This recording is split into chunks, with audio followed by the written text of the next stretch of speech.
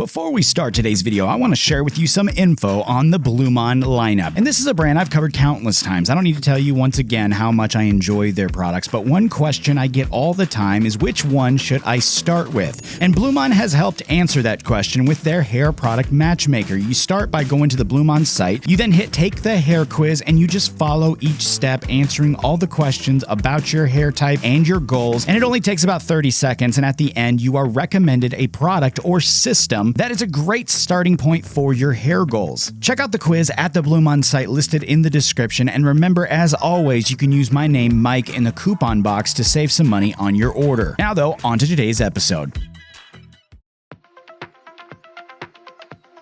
Today we are looking at the clay from 1821, and this was one of the products that you guys said in the comments section that you wanted to see a review on, and I was actually particularly interested in looking at this one as well, considering how things went with the wax. And you should go watch that video if you want to know what I'm talking about with that, but it was very interesting, and so I was curious about this one too. And today we're going to see what they did with this clay, which according to the brand is a water-based styling clay that is made from a blend of clay, wax, and elastic fibers that provide additional thickness and a shine-free natural feel to your hair. They do say too that this is best for thin and fine hair, and they also say it comes with a medium hold and matte finish that will easily last all day. Price-wise, we are looking at $17.50 US for 2 ounces. Scent-wise, we're rolling today with the sweet tobacco fragrance. I happen to love this scent. I've said it a million times. I'm not going to bore you with it once more, but that is the scent for this formula. Looking inside the jar on this one, we are met with pretty much the exact opposite of what I was expecting. I thought this would be thick like the wax we just looked at, but check this out here. It's really smooth and creamy. It's very paste-like. It comes out with no effort and breaks down immediately with no issues at all. Very different from what I was expecting. Time to use this now, and as usual, I'm going to be running this through dry hair, freshly washed and dried, and when I put the first scoop in, I can feel a couple things simultaneously. One,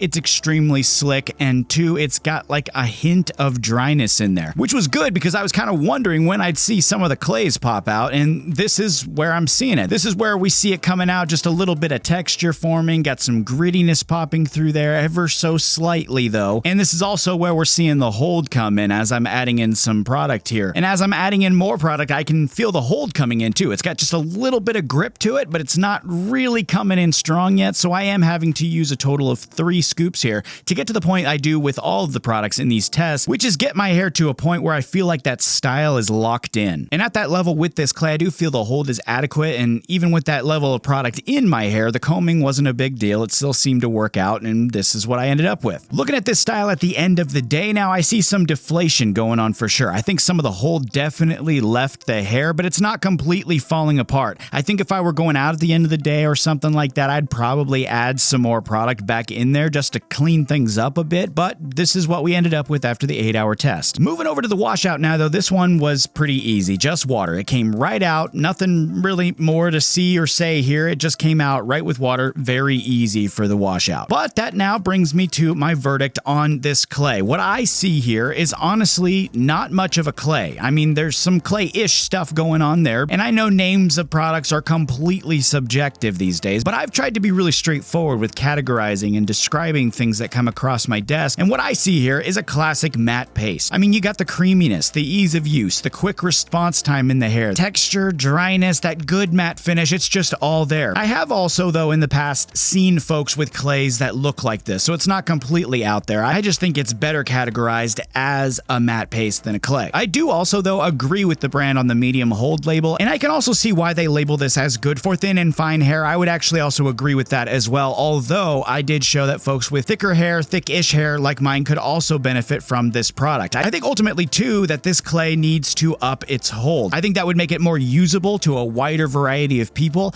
and give it more of a clay feel, which for a product called clay, I imagine would probably be a good thing. As always, though, the final verdict is up to you, and if you'd like to check out the clay from 1821 Man-Made, a link will be in the description down below. That's it, though, for today. Thanks for checking this out with me. Make sure you do the big 3 for me: like, comment, and subscribe, and as always, take it easy. I'll see you next time.